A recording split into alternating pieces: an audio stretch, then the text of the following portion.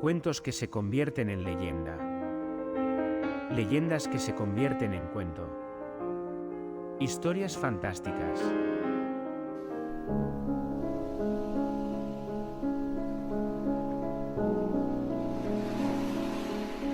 Esta leyenda, o cuento, así como la inmensa mayoría de las publicadas en el canal, no tiene una condición de género, ya que lo narrado les sucede indistintamente a mujeres o a varones. Elegir a una mujer como protagonista es porque el don de la bondad y el altruismo es más habitual reconocerlo entre las féminas. Aunque también existen muchos hombres que desarrollan los principios y valores a favor de la sociedad en la que viven. Lamentablemente, en cada una de las entregas del canal, se pretende una reflexión en el oyente, por lo que la única voluntad de esta es que, cuando alguien sea bondadoso sin pedir nada a cambio, respetemos con orgullo su decisión por hacer de su vida algo beneficioso para los demás. De buena a tonta, solo hay un paso. Había una vez, en una ciudad que parecía bañada por el sol y el bullicio de sus gentes, una mujer llamada Mónica. Desde muy pequeña, Mónica había demostrado tener un corazón tan grande como el mismo cielo. Su bondad era legendaria, y no había persona en la ciudad que no la conociera por su carácter afable, su disposición incondicional para ayudar y su manera de iluminar cualquier situación con su sonrisa generosa. Para Mónica no había diferencia entre amigos y desconocidos, ricos y pobres, ni grandes problemas y pequeños.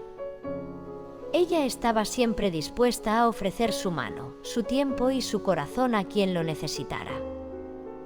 Mónica dedicaba su vida a los demás con un entusiasmo desbordante.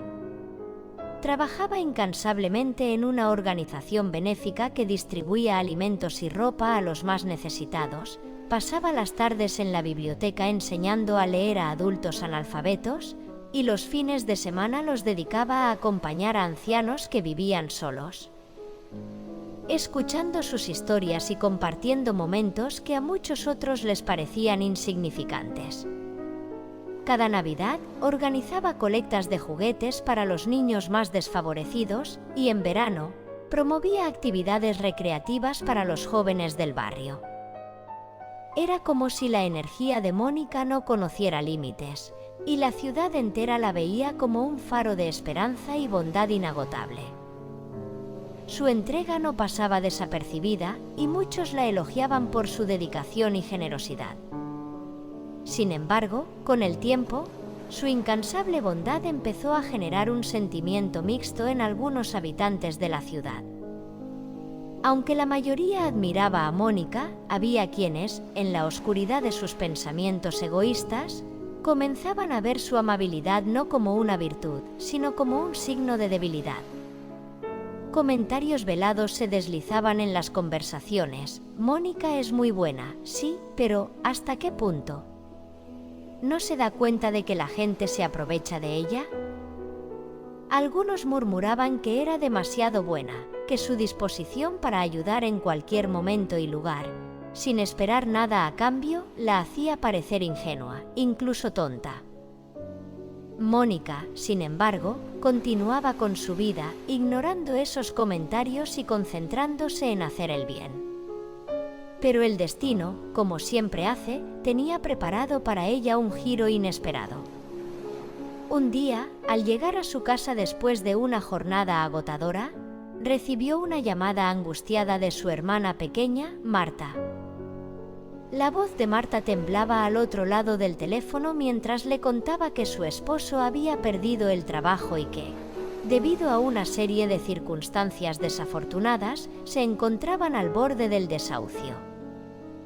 Mónica no dudó en ofrecerle su ayuda, pero sus ahorros, dedicados a cubrir sus propias necesidades y a los proyectos solidarios que tanto amaba, no eran suficientes para resolver la situación de Marta. Fue entonces cuando Mónica, por primera vez en su vida, se vio obligada a pedir ayuda.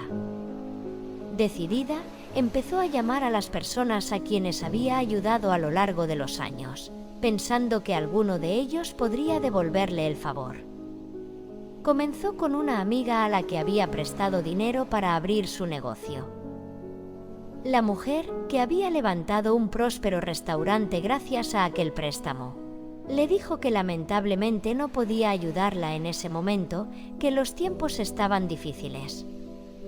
Luego llamó a un conocido que ella había ayudado a superar una depresión, acompañándolo a sesiones de terapia durante meses. Él se excusó diciendo que tenía otros compromisos financieros. Incluso habló con una familia a la que había acogido en su casa cuando se quedaron sin hogar tras un incendio. Ellos le dijeron que no podían permitirse devolver la ayuda que en su momento les brindó. Y así, una tras otra, las puertas se le iban cerrando en la cara, las excusas se acumulaban, y la decepción empezaba a anidar en su corazón. A medida que pasaban los días, Mónica se sentía cada vez más abatida. No podía comprender cómo era posible que tantas personas a las que había ayudado con tanto amor y dedicación le dieran la espalda en el momento en que más los necesitaba. Cada negativa era un golpe a su alma bondadosa, y cada respuesta evasiva hacía crecer en su interior una mezcla amarga de tristeza y desencanto. Fue entonces cuando, en un momento de absoluta desesperación, se dio cuenta de algo que nunca antes había considerado. Todas aquellas personas a las que había ayudado la veían como una especie de ángel, sí, pero también como alguien a quien no se debía tomar en serio. Una especie de buena tonta, cuya generosidad era fácil de aprovechar sin sentir la necesidad de devolver el favor. Esa revelación la golpeó como un relámpago. Era posible que su bondad, ese rasgo que había definido toda su vida, la hubiera convertido en alguien a quien los demás no valoraban realmente. ¿Había sido tan ingenua que no se había dado cuenta de que, de tan buena, parecía tonta? Durante días, Mónica reflexionó sobre estas preguntas. Pasó largas noches en vela, recordando cada acto de generosidad, cada sacrificio, cada momento que había entregado sin pensarlo dos veces. Y al final, como una flor que se marchita en invierno, algo dentro de ella cambió. No es que su bondad se extinguiera, pero sí que empezó a revestirse de una nueva capa de prudencia y cautela. Desde entonces, Mónica siguió ayudando a los demás, pero con una diferencia fundamental: aprendió a decir no cuando era necesario, a poner límites claros, a cuidar también de sí misma. Su generosidad no se apagó, pero dejó de ser una llama que quemaba su propio hogar para alumbrar el de los demás.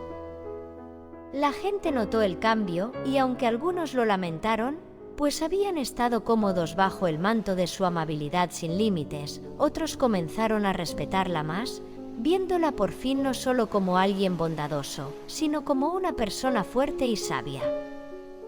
La historia de Mónica se esparció por la ciudad como una semilla al viento.